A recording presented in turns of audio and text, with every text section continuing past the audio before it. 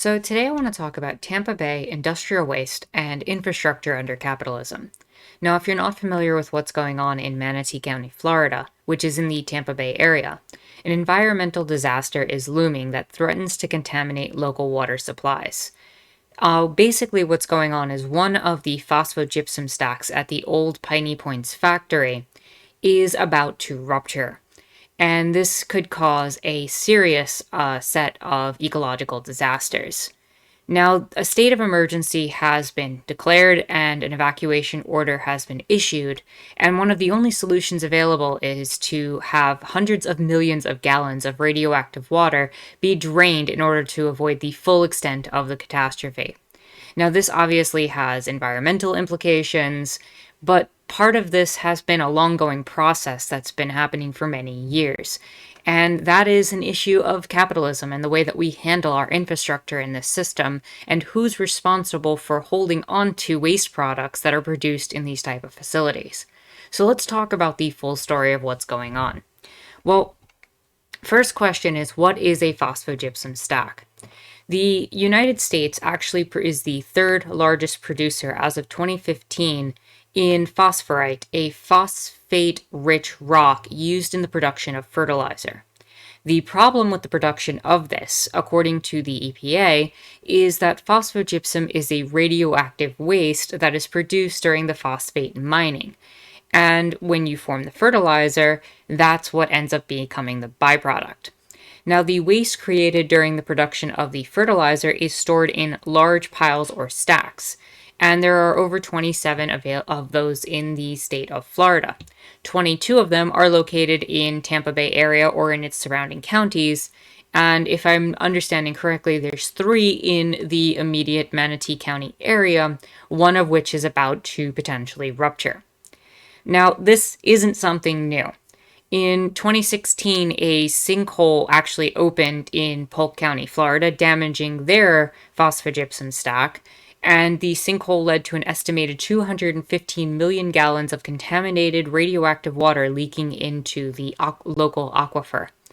Now, people in the Manatee County area are most concerned about an algae bloom or a possible red tide. And the dangers of such things could be catastrophic to not just the economy, which is what a lot of people in the area are worried about, but also to the environment, which is probably the much greater problem. For example, Florida red tide organism K. brevis produces brevetoxins that can affect the central nervous systems of fish and other vertebrates, causing these animals to die. Red tide can also release toxins in the air, causing respiratory irritation. And other forms of algae, the different blue-green algae and other such algae, can still cause long-term effects and damage to the local environment, up to and including sludge like this that you see on the screen forming at the side of the coast, really, really bad smells for the local area, and the death of wildlife like turtles, fish, and just all sorts of creatures that you can't even identify fully washing up ashore, as you can see on the screen. So this is not a good situation in any reality, This is basically going to leave a lot of people in a desperate situation. And one geoscience professor, Matthew Pesek, initially told Axios that releasing a small amount of the phosphate-contaminated water in the bay might not be so bad, but what we're talking about right now in this current situation is irreversible damage. And that's something scary whenever you hear the term irreversible damage, because what can you do? Now, one of the most frightening details about all this is that the local people were actually not told until either late yesterday or early today when this video is coming out, and that's really disturbing. In fact, some people actually found out when the news channel News 8 had actually shown up at people's doorstep and told them what was going on. And this is the disconnect that we often see from local communities with a lot of these industrial waste sites. And as a matter of fact, just to confirm all of that, the message from Governor DeSantis in his state of emergency was, due to a possible breach of mixed saltwater from the South Reservoir at Piney Point facility, I have declared a state of emergency for Manatee County to ensure resources are allocated for necessary response and recovery. They've declared that the gypsum stack collapse is imminent. Imminent, rather. So this is going to happen. There's pretty much nothing stopping it, even with the procedures that they're trying to do. They are going to try to prevent the full collapse of it, but that's probably not going to happen from what we're looking at. And the issue that is at play here is this is going to have, like I said, long-term lasting effects on the local wildlife. You could end up seeing, a red tide and other algae start to form, and this could have drastic environmental impacts and, long-term consequences. But this is something we've known about for years. And this has been something that hasn't been addressed for years. And that is part and parcel to the way that capitalism functions. You want to toss the responsibility onto other people to not take responsibility yourself, and often companies will just pay fines to get past certain situations. As a matter of fact, I found an article in 2012 that actively talked about Piney Point and how there was a fear that rain from tropical storm Debbie might force Piney Point's storage capacity to overflow. That rain from Isaac could actually push the toxic contents over the top. Now, the history of Piney Point is that it was built in 1966 and had been a headache for years as leaked pollution seeped into the ground and released toxic clouds. It sickened workers during the entire time the facility was available and open. But in 2003, the owner declared bankruptcy and walked away from the situation, abandoning the gypsum stacks, topped with these reservoirs containing hundreds of millions of gallons of highly acidic radioactive wash water. And the state officials had to take responsibility for it. And this is something that we see quite often in facilities like these. They will buy up the area, they'll use the land for whatever purpose that they're trying to mine or process. And then when waste products are too much of an issue, they will fold, enter into bankruptcy, and it'll be local communities and states that have to deal with these in terms of long-term processes. But nobody wants to pay the cost of the infrastructure. The local communities don't want to pay for it because it comes out of their taxes, and companies don't want to pay it because oftentimes either fines are cheaper or they don't want to address the cost of it. And some of the companies that are supposed to pay the fines are on the verge of bankruptcy themselves. So a lot of this doesn't get addressed or taken care of, and it builds into disasters like these.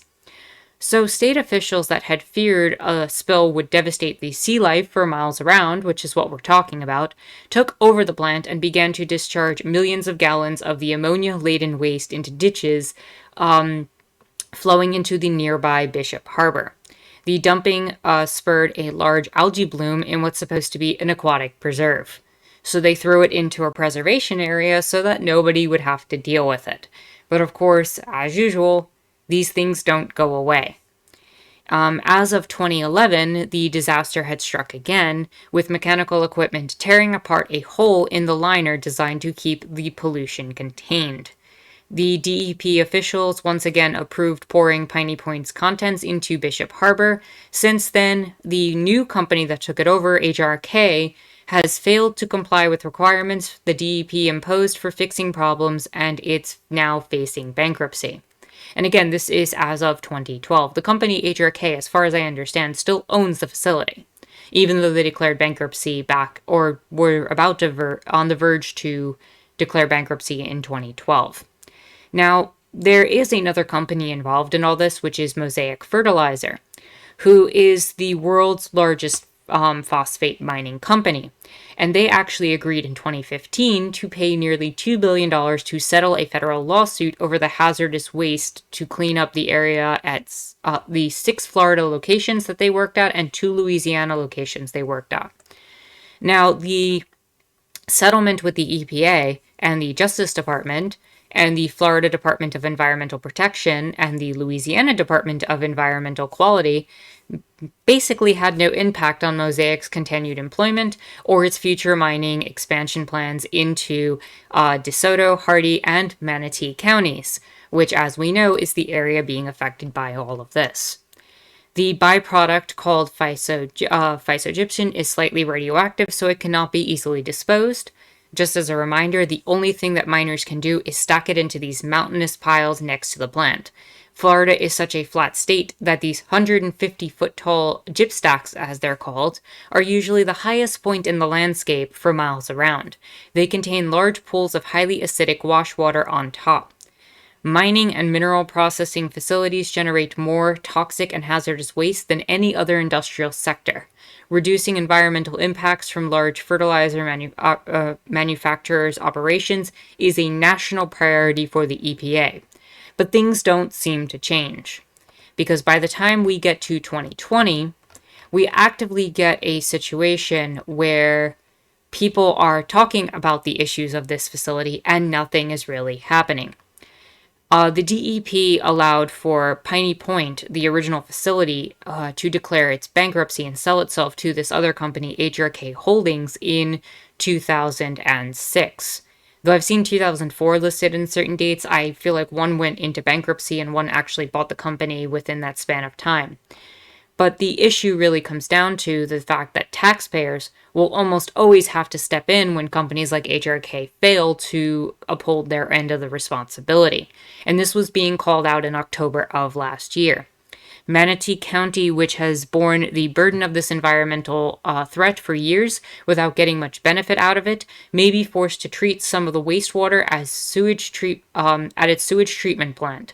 Another possibility is treating the wastewater and then injecting it deep into the aquifer, which Compton said the environmental groups are sure to oppose as it's dangerous and could affect the state's drinking water supply. All of these stacks are vulnerable to losing capacity. Rachel Curran, a senior attorney with the Center for Biological Diversity, had warned. No one in the phosphate industry is prepared to cope with the increased rainfall that's been predicted to accompany climate change, she said, yet the state continues to allow these stacks to grow. And I think that's the larger issue also. As these companies keep doing more and more damage to the environment and we start to see climate change and a lot of these other factors come into play, they end up causing a lot of these safety protocols that we have in place to start to fail and buckle. And furthermore, again, like I said, a lot of these companies like to come into these areas, build themselves up for years. They poison the workers for years, especially when you're dealing with mining and chemical agents and radioactive material. Workers were poisoned for generations. And now you're dealing with the descendants of those people and their local neighbors and community members having to deal with the further extent of having to store these facilities. And who really gained in all of this?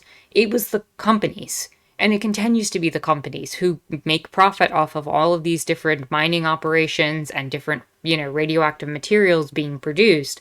But it is often the government and states that have to take care of it and deal with it. And at the end of the day, that just passes the burden on to the public when it's really a private responsibility matter, but nobody wants to handle it because it's too costly. It cuts into the profits, and it undercuts a lot of what we see as profits in capitalism. If we really took a lot of the waste factors involved, and we took the damage to the environment involved in the production of our materials, we might think twice about how we operate, especially under a system like capitalism. But there's no accountability in that regard. Money doesn't take those factors into account. It doesn't take into account the waterways and the infrastructure and everything else that's required to take care of human life. So with that said, if you like this video, give it a thumbs up, hit the subscribe button and bell for notifications. You can follow me on Twitter and check out my Discord in the description down below. My name is Anarchist Tara, and I hope you enjoyed watching.